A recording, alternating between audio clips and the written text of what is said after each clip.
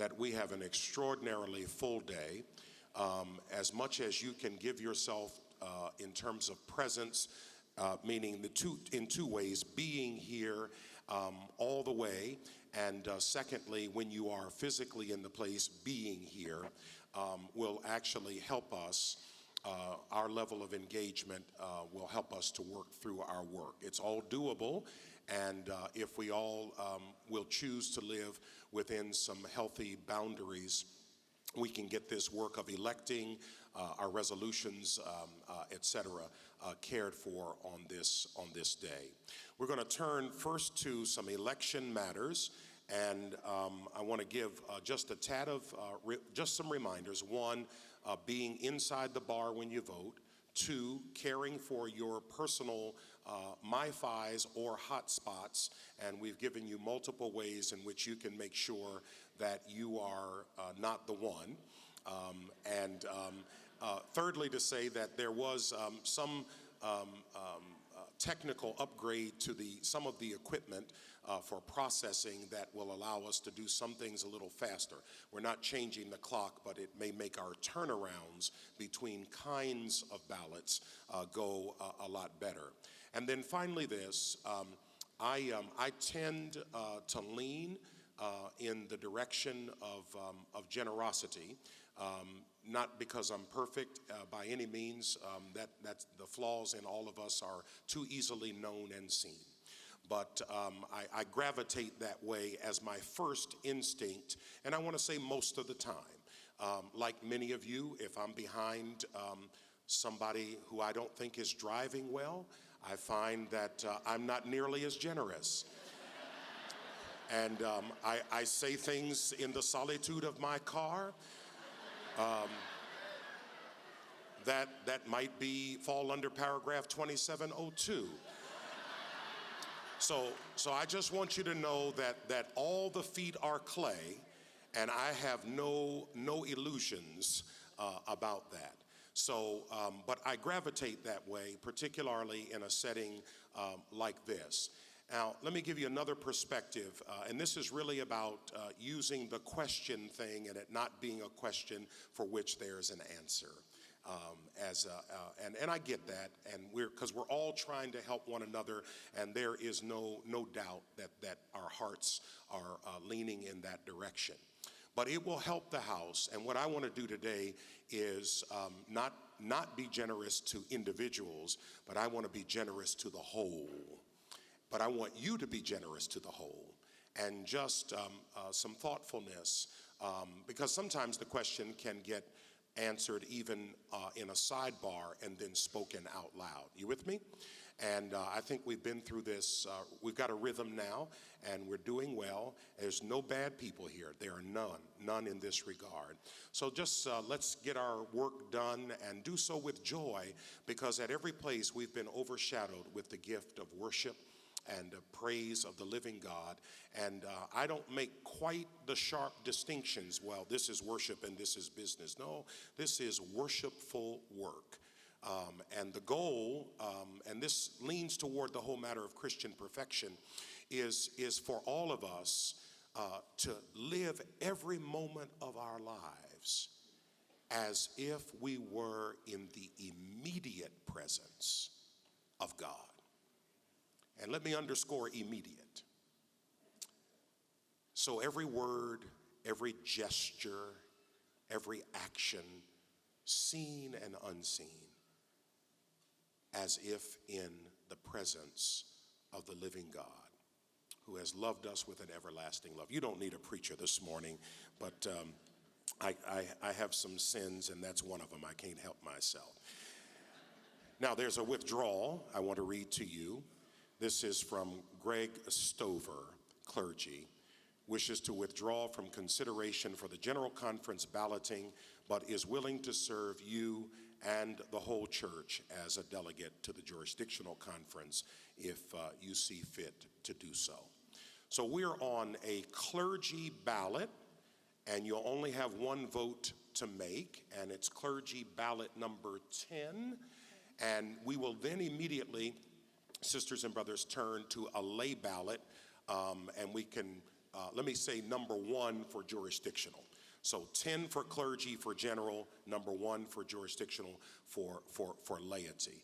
So if you'll get your keypads ready, dear friends in the clergy, and let me just ask that we would observe a short season of silence, that each one of us and all of us together might seek God's face.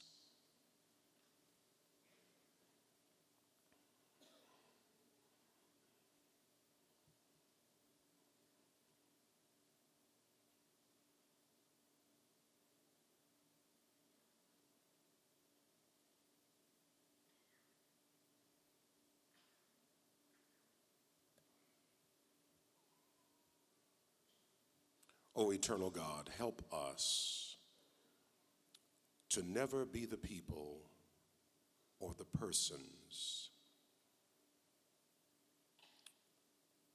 who will have upon our lips words like these: the Lord was in this place and I knew it not. Help us to do everything under and in the face of your living presence, made known most uniquely for us in the life, the death, and the resurrection of Jesus Christ our Lord, in whose name we pray. Together we say, amen. All right, clergy. Ballot 10, you have one choice.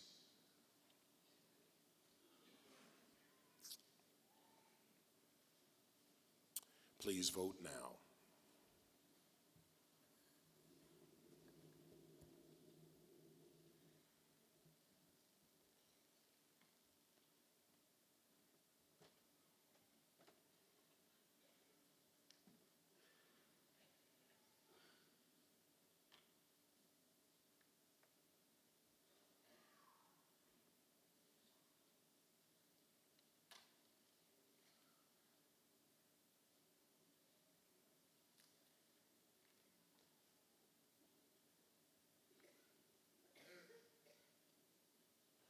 Give it a few more seconds.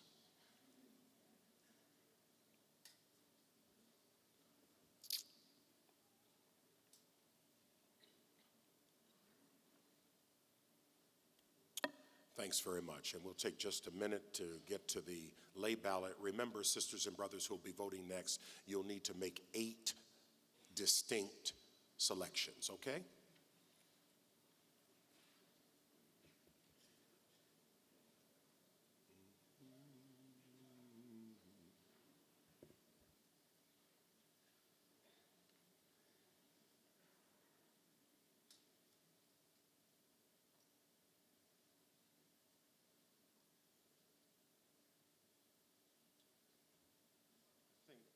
All along the way, well, I better not say that now. I was getting ready to give a shout out. Let's get underway. Lay sisters and brothers, this, yes. What number is it? 8. Okay. Question at 8. Yes, sir. Where is 8? My name is Judy Talbot, and I'm from Capillary North. I'm sorry. Short. There's a listing of people on jurisdictional conference for lay candidates slate that's in the current program and event guide. And yesterday and the day before during the voting, there were lay people that asked to be considered for jurisdiction. So is it only the people that asked to be put on the jurisdictional and the people that's on that particular page that's right before page 19? And if so, we need the rest of the numbers for the people whose names are on that in that box. There's only 3 of them that have numbers, and there's 1, 2, 3, 4, 5 people that do not, unless they've withdrawn. So who are we voting for? So you're trying to find the people that withdrew from general who are still willing to go to jurisdictional. Am I tracking with you? Yes, sir. Okay. Plus, there's a list of people that's in the book before page 19 that are listed under jurisdictional conference lay candidates slate. But 5 of them do not have a number associated with their name. Yeah. Let me stay in my lane and turn to the secretary and, if necessary, or to the election team. So Pastor Cindy Garn and our brother Bruce Boyd, I think, are the appropriate persons, either or both, to respond. And if they could use they can come. You want to come to the podium here? Okay, the floor mic. Okay, thanks. Okay, what we would like you to do, if you are a layperson, is to take your program book, to look on the second page of the section that says voting section. The second page has a list of the index of lay candidates. Take that list and the list that you received Monday morning, and there are extras of these around the auditorium. It represents the people who were nominated from the floor at the laity session on Sunday evening. Everyone that was here that's on this list or on this list were up on this stage. I'm just trying to say that to help us remember back to Sunday evening. They were all up on the stage and you could see them. Those persons are all eligible to be elected to the jurisdictional conference, except for the 8 persons that have already been elected to the general conference. Okay? So you take this list, don't think about the slates for a minute. Take this list, and take off the people that you've already elected, because you're ahead of the clergy by at least 1 vote. And then those are the people that you have to vote from now. That could change, but that's who it is now. So everybody that withdrew and wanted to come back can come back, and this is what it represents. Okay, go ahead. I would also add that this morning, in the back, electronically, the new slates that were given to us last night are also electronically being scrolled at the back, and you can get all the numbers for lay people that are eligible to be voted from either the slates or the 2 pieces of paper, 2 pieces of information that Cindy just described. Everyone has a number assigned. You just got to put the pieces of paper, the information together. People on this list that we passed out on Monday were the people that were nominated at the laity session Sunday. The people that are in the book were the people that are in the voter guide that submitted their information prior to annual conference. Is there a question? All right. Does that care for the question number 8, and then we'll catch some other questions? Let's see if that settles well. And then I saw a question card in the center here. Please, number 3.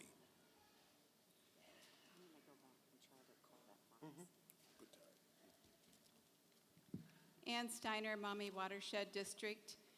I thought it would be helpful if perhaps they could put the list of the 8 general delegates that have already been elected for people to see again, for those who did not record it, so they're not voting for people that are not eligible.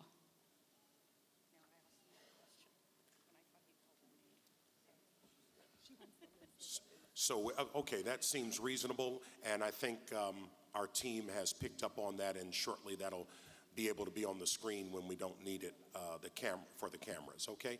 So let's come to number 3, and so let's pick up the speaker, and then we'll come back to this and leave it on the screen a while. Number 3, Pastor Deb.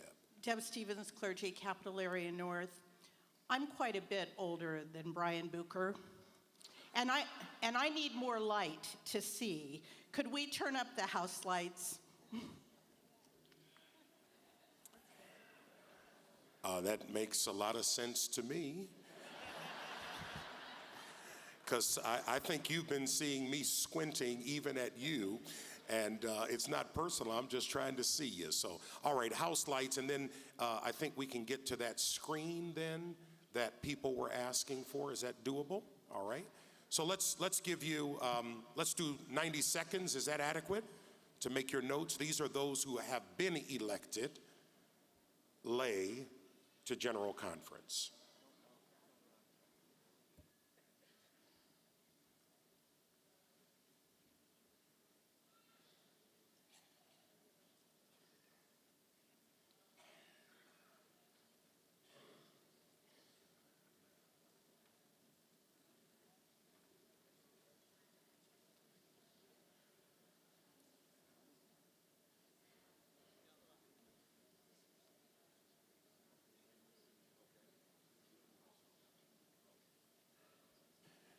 And when that 90 seconds is over, I want to ask our support team to put up the tally from the most recent lay ballot. Just elected or not elected, what was that vote count? That's a request, okay?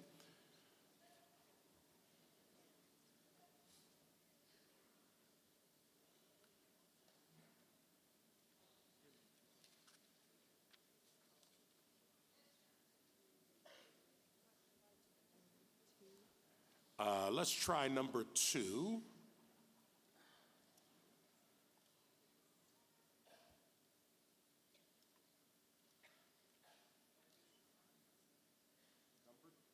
Number 2, please.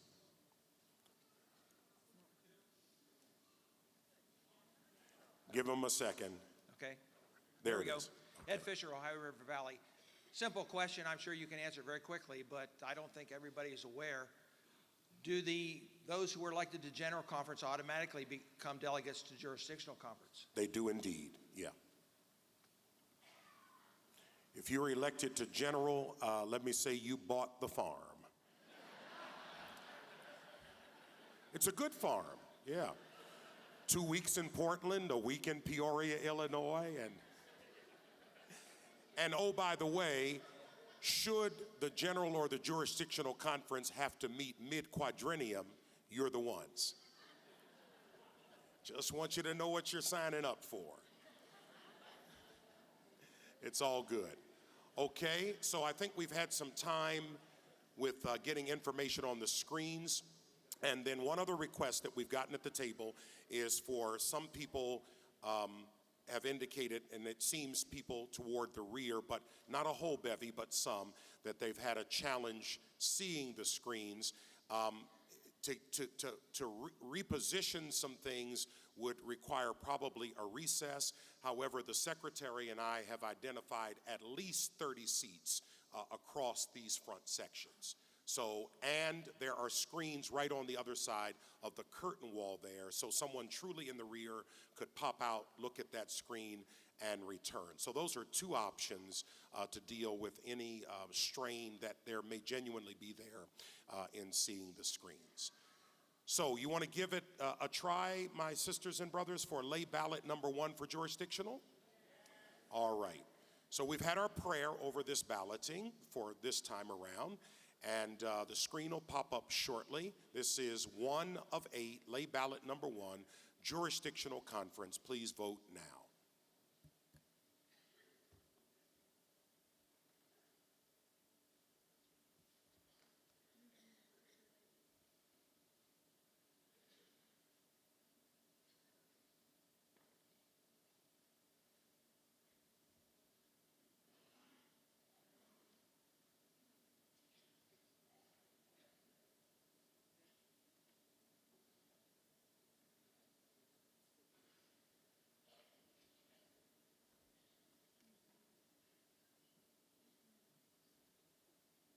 All right, give it a few more seconds.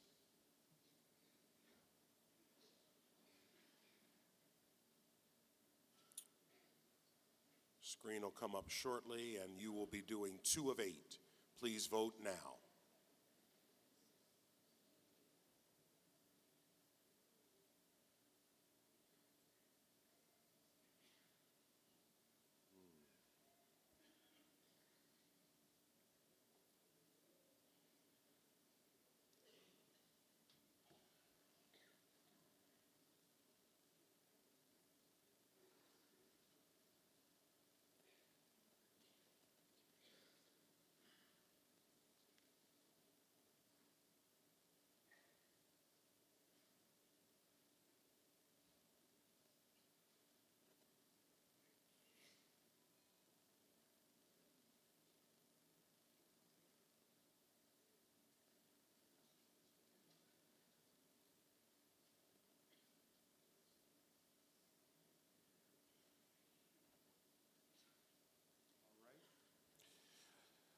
Screen is going to change shortly, and you will be on 3 of 8. Please vote now.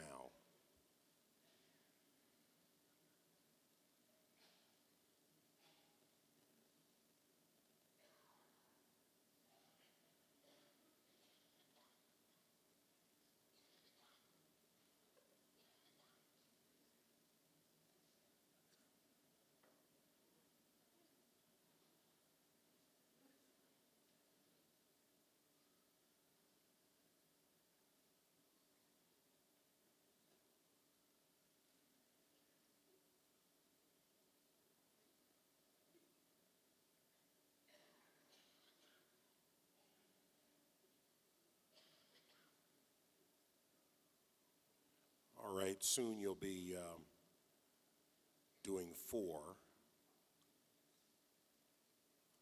Please vote now, 4 of 8, lay ballot number 1, jurisdictional conference.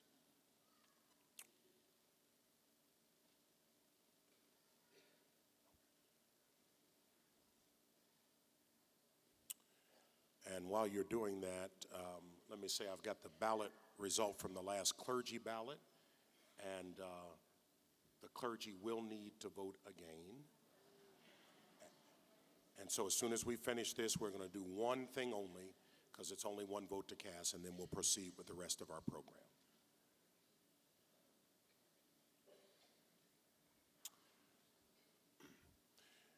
Next time up, lay sisters and brothers, you'll be on 5 of 8 for jurisdictional. Please vote now.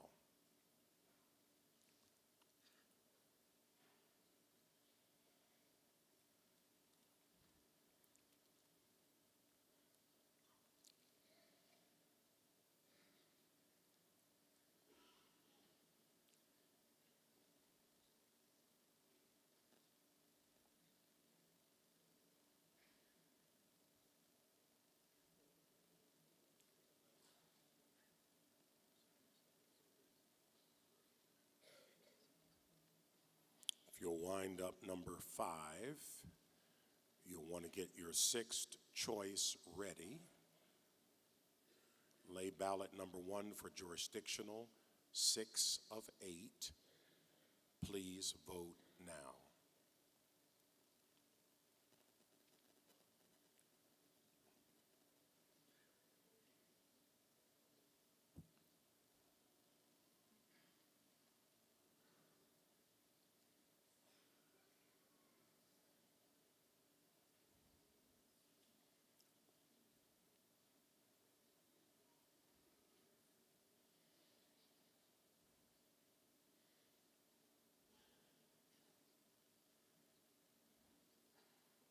Got 2 more to go, and they'll sweep the room here.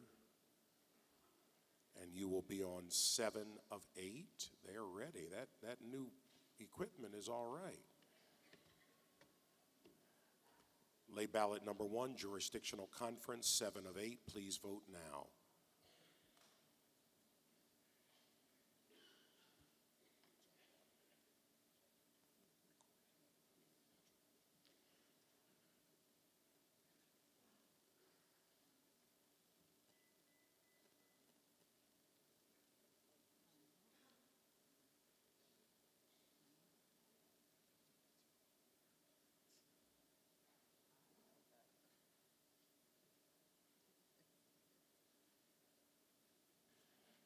Just a few seconds, laity, you'll have your last one, 8 of 8, ballot 1, jurisdictional conference. Please vote now.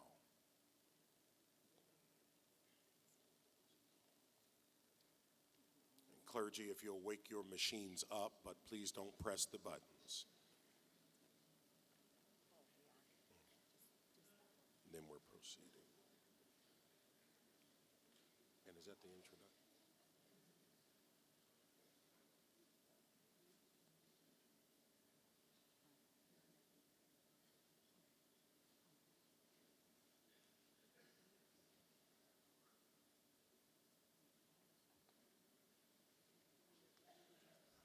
All right, dear friends, Jurisdictional Conference lay ballot number 1 is closed.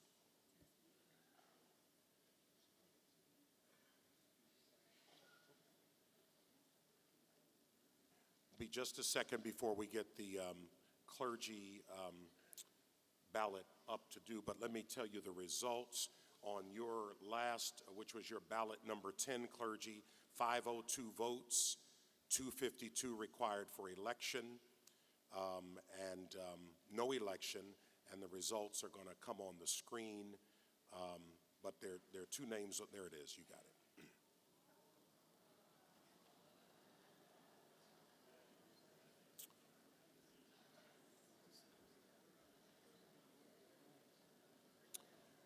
So let me give you just a second, but I don't think you need 2 minutes to get the information.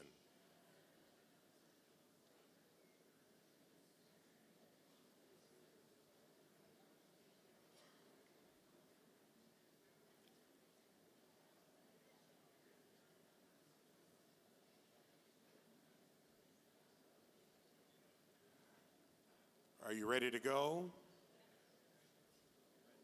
All right. Yes. Yeah, please, come on to, I don't know what, the floor mic or, okay.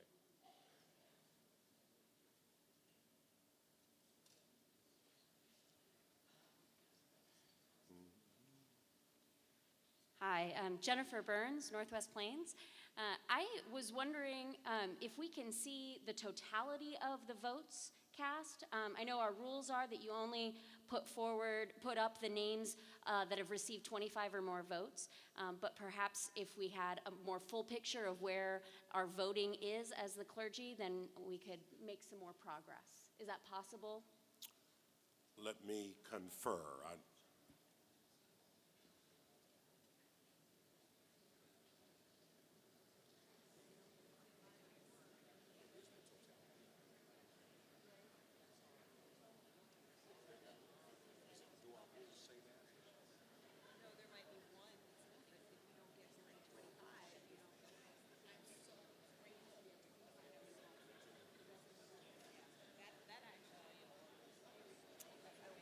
Dear friends,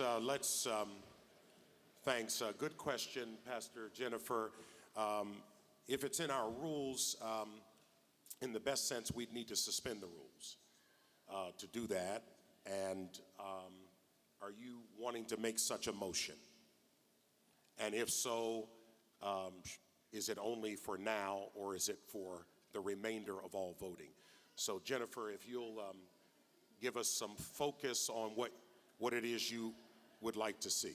I make a motion to suspend the rules for this ballot, or perhaps until the general conference slate has been elected, to see all votes cast rather than just the 25, and then go back to our previous rules after general conference and when we start jurisdictional conference. And that's general conference for clergy. Yeah. For Okay. clergy, yes. All right, great.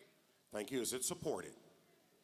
All right, it is supported. I'd like the tech people to be getting ready for balloting, so I want to go old school on you. If you'll support the suspension of the rules for the stated purpose and the stated time, would you lift your hand, please, and just hold it there for a bit? Lord, I may need the keypads. Keep them up.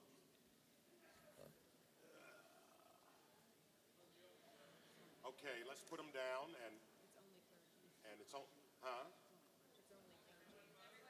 I believe if you're suspending the rules of the House, that rules belong to the House. It's everybody can vote. I'm sorry if I was unclear. The rules belong to the body. You with me? And so, with that clarification, and my bad, if you would vote to suspend the rules for the purpose stated for the focused amount of time, would you lift your hand, please? All right. Thank you. And if not, the same sign. All right. You have suspended the rules. All right. We'll need probably another minute or two to get that, Tim.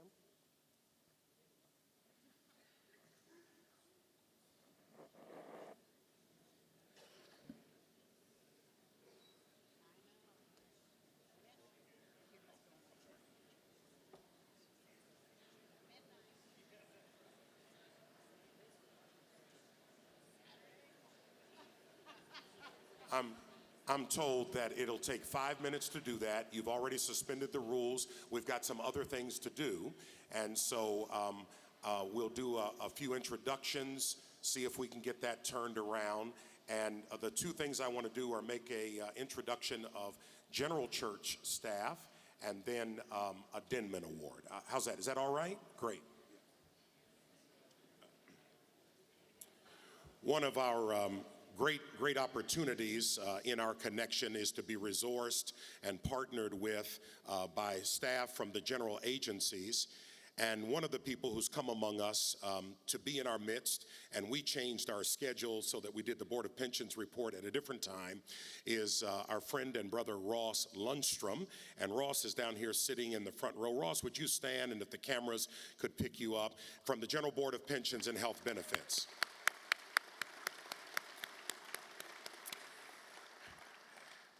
The other thing that you may or may not recall about Ross, who's been in our midst before, is that he was a part of the FACT team from the General Board of Pensions and Health Benefits, and there were folks from GCFA as well. So we've developed an endearing relationship with Ross across the last 24 months. We're grateful for you and for your ministry and for taking time to be with us. Because we're headed into one part of the Denman Awards, because someone needs to leave to be in ministry elsewhere, it seems meet and right that I would have you be reminded, and we have the opportunity to embrace again one of our own, a member of the West Ohio Annual Conference, the General Secretary of the General Board of Discipleship, the Reverend Dr. Tim Bias. Tim, where are you? And I know I saw you in here this morning. Is he? Where is he? Way in the back. He's waving in the back. Is the camera able to pick him up? Yeah, let's just give it a moment so we can get you on the big screen, friend.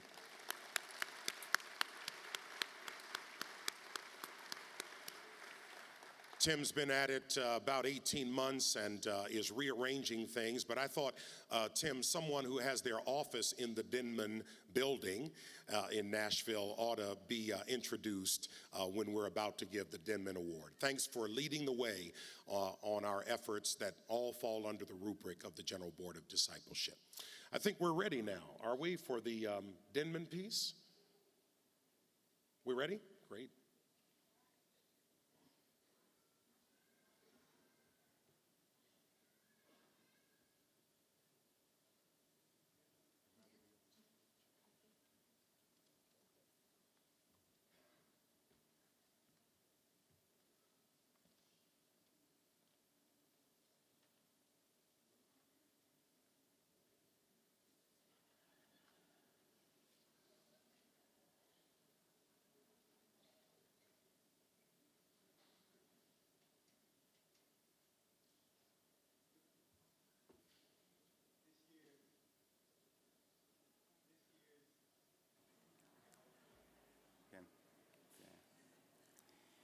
This year's Denman Award goes to Kabamba Koboko, the pastor of St. Paul's United Methodist Church, Forest Chapel United Methodist Church in the Ohio River Valley District. Amen.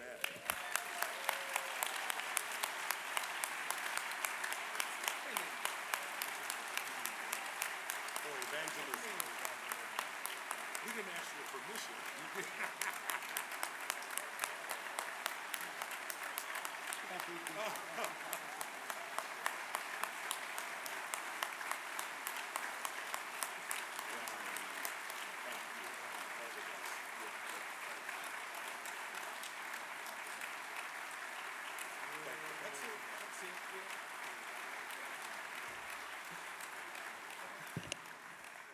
Our preacher from yesterday is clearly in shock. She said to me, "Bishop, why am I up here?" And I said, "You're not in trouble. This is a good thing."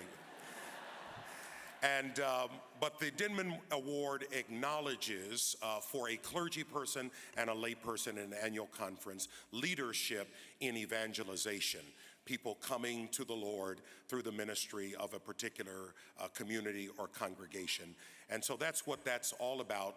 The reason we've done it now is that Kabamba is also, as you might imagine, in great demand as a preacher in annual conferences, and she's already done the New Mexico annual conference and is leaving today to be in position to be the preacher starting tomorrow evening, I believe, for the Northwest Texas annual conference. So Kabamba, please go with our prayers and our best wishes.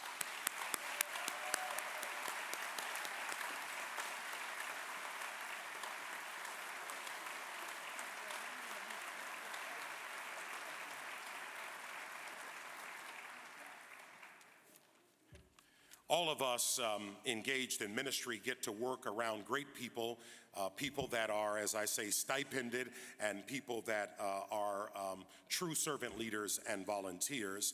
But I want to take the opportunity to have, as I call them, well, they're already coming, great. Some of the key members of our staff, and I'm here because I don't have on a lavalier at this point, which because I didn't let the tech people know that that I needed it this soon. So it's not their fault. They're doing a great job. So let me see if I can. I don't know what order they're in, but I'm going to call you when I call you, and. So at any rate, on the far side to your left is Barbara Scholas, who's the executive assistant to the bishop and is doing a superb job. And we're grateful for her life, her faith, and her ministry. And coming down the line is Brian Brown, who will not be unknown to all of us, but especially the people of the Ohio River Valley District. And he's doing an excellent job. And as a reward for his excellence, he's been given more work with not more pay. Because when we adjourn this annual conference session, he will become the dean of our cabinet. You may want to give him some love for that.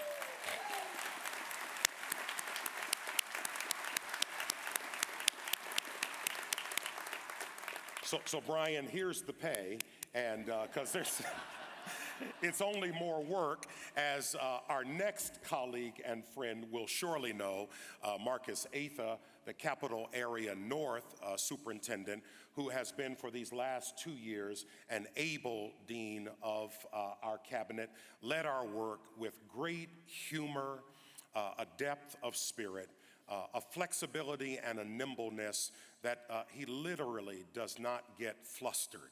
So Kristen, his wife, who is standing next to him, I'm sure could, if we paid her enough, tell us when the flustered moments are.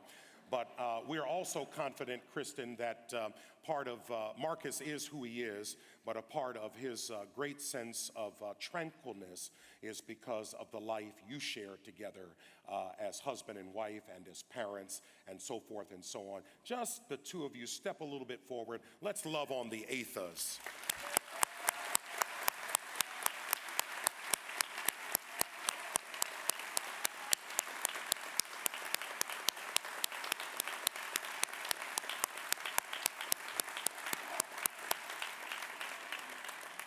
And Marcus will be leaving the life of the cabinet and headed to a new appointment, and appointments will be fixed this afternoon. So let me just say, in our disciplinary rubrics, they are made, but they're not fixed yet.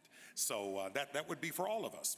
And so stay tuned for coming attractions. But we look forward to your continued leadership in the life of a local church and the annual conference. Coming across from left to right is Kathy Brown, who's the superintendent of the Capital Area South District. And Kathy is giving us extraordinary leadership. And I don't even want to ask how many miles you've got on the car this year, and sometimes going to the same place multiple times. But I know of the great love that the people of Cap South have come to have for you. We're grateful for your leadership, not only on the district, but in the cabinet. And among the things that Kathy does in cabinet life is to keep track of our appointive work.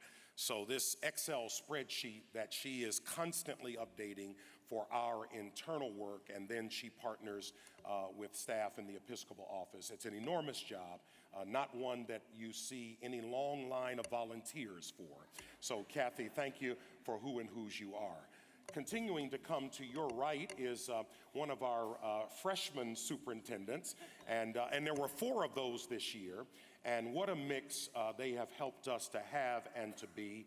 Dennis Miller, who's the superintendent of the Foothills District, and other things have already been said about his, shall we say, his psychic equilibrium, given his impending ride. But we're so grateful that you are an adventurer, that you see a future. You don't see mountains that can't be climbed and roads that you can't travel, even when they are gravel roads in the Arctic, if the cause is right for Jesus Christ and for the healing of the world. And we're grateful for this spirit that you are continuing to bring to the Foothills District. Thanks, Dennis, for a great year. Next to you is one of the other folks that I've had the privilege of working with, who has also taken on an impossible job in the cabinet, but Brent Watson, who's the superintendent of the Shawnee Valley District, and he has the nerve to have been a willing servant to be the secretary of the cabinet. And so, Brent, we're grateful. You have just taken hold down there like you've been doing it for a long, long time. And I want you to know Brent is a focused, and I want to say a very quiet leader. But that focus, I've come to learn, is grounded deeply in prayer. And he communicates that to each and all of us in the cabinet. But I read his e-newsletters and these calls to prayer on the Shawnee Valley District. And it's happening in many, many places, but very quietly with low publicity. He is plunging that district not only into their ministry in Southeast Asia, continuing to deepen that, but into their ministry with the incarcerated and with returning citizens. We thank you for your quiet, prayerful, and thoughtful leadership. And another member, all right, Shawnee wants to give him some love, yeah. Get all you can. Another member of the first year class, the Reverend Linda Middleburg. And Linda is such an asset to any team that she's a part of. I know the congregations where she's served on staff teams would say that, and I'm saying that to you, Linda. Always thoughtful and always insightful, smarter than she knows. But let me tell you what makes her really smart in my estimation. I mean, it's not about IQ, which you got to be off the charts, but let me tell you what it's about. She is never hesitant to ask a question. And she's not going to fail because she didn't ask and because she didn't try. And as a result of that, she's dreaming some fresh dreams and claiming some new opportunities in congregations, and has this wonderful vision for what would it be like if we were to catch a vision of working more together in our communities as congregations than continuing to stand apart. I know you're doing other things, but that is signal and typical of you, and she's made it through the first year, and we're so grateful. Well, I got several of the freshmen together here, and so thank you, Linda. Barry Burns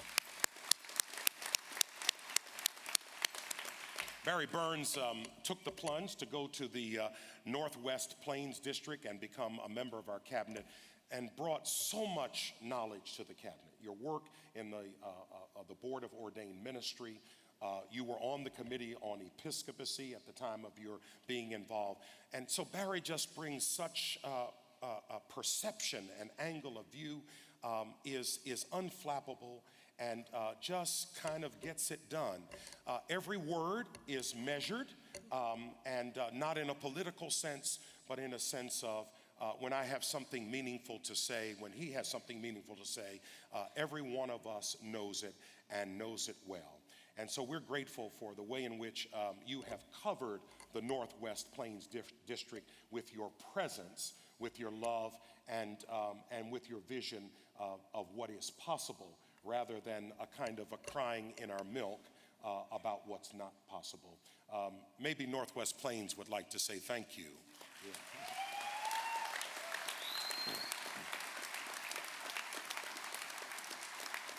Now, I want you to know that cabinets, and appointive cabinets in particular, are one of the key representations in front of an annual conference that transitions can be made well, and that we live in a universe of abundance and not of scarcity.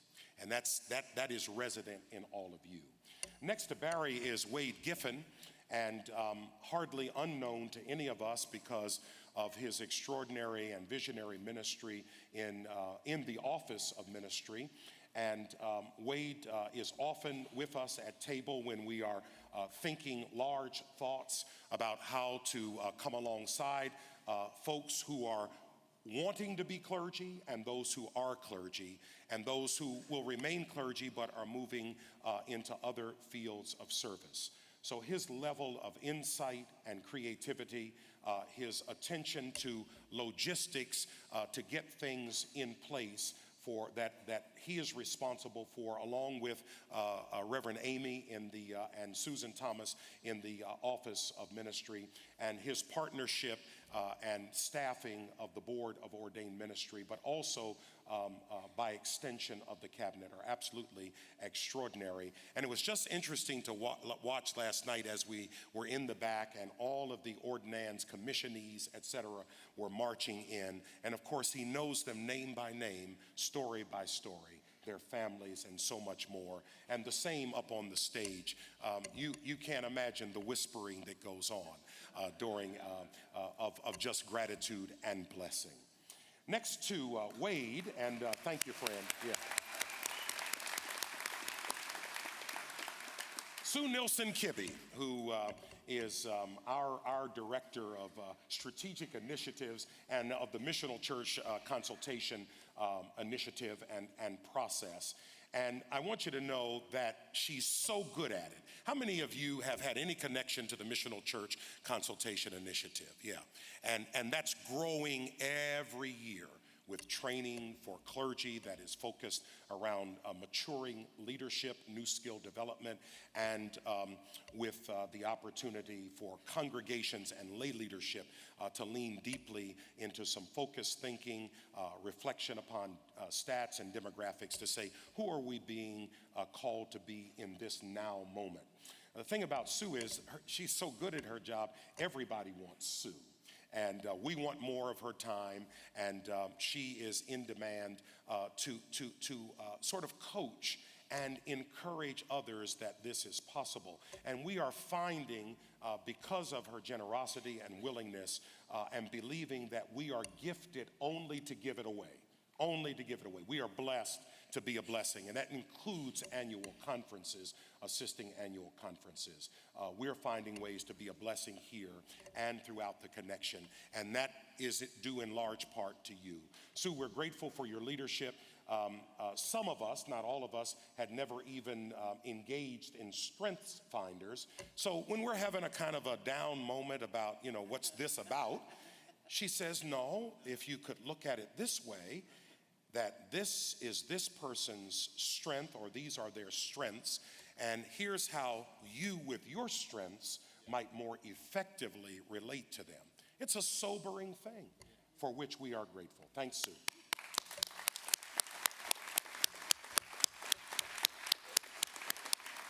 Dee Stickley Minor, I sometimes call her Ms. Missions, and but she has an identification with all of our missional enterprises, particularly when they fall in the area of compassion and mercy and justice. And she's doing it not just with VIM teams, but with what you've seen twice now with our young justice advocates, so that the next generations of missional leaders, people engaged in mercy and compassion ministries, are being formed.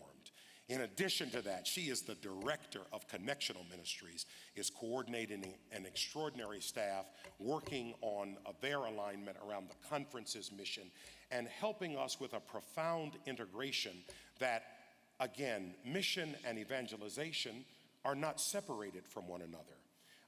And that whole fully formed disciples care deeply about and live out a life that witnesses evangelistically and a life that goes toward hurts in order to help them. Dee, we thank you for who and whose you are. Thanks be to God.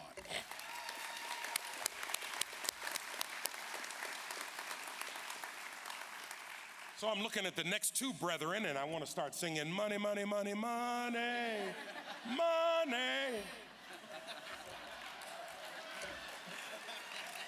Was this a plan? George Cooper is the executive director of the Council on Development. He's been before us several times. Just unselfish with himself, his vision for stewardship. Many of you in your local congregations have had him in for consultation, for training your leadership in stewardship development, which while he has a focus around financial and fundraising stewardship, fund development, he sees that it's all interdependent. That our call to be a generous people and to be generous disciples and generous congregations has to do with a mindset. And if it can be present in one aspect of our self-giving, it can be present in our gifts. He does not understand disciples who get baptized and their wallets are completely dry. He just doesn't understand that. And he does not see a goal that we can't reach. So when I spoke to him a couple of years ago about my passion for Imagine No Malaria, the first response was, yes, we can do that. And he helped us as a conference to focus what he thought our range was. And doggone it if you didn't get over the bar. Let's give George some love for his leadership.